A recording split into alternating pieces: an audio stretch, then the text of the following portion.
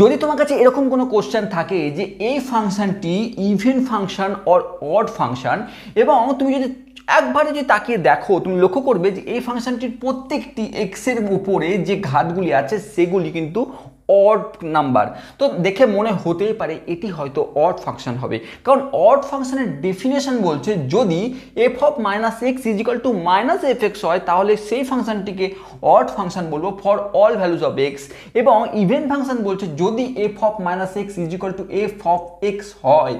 For all values of x তাহলে সেই ফাংশনটিকে আমরা ইভেন ফাংশন বলবো। এবার যদি আমি এই ফাংশনে এফ অফ এক্সের জায়গায় এফ অফ মানে এক্সের জায়গায় মাইনাস এক্স বসাই, এফ অফ মাইনাস এক্স, তাহলে কি এসে যাবে একটু দেখার চেষ্টা করি। মাইনাস এক্স কিউব ওপরে, নিচে x minus x to the power 7 plus minus x to the power 5, উপর থেকে আমরা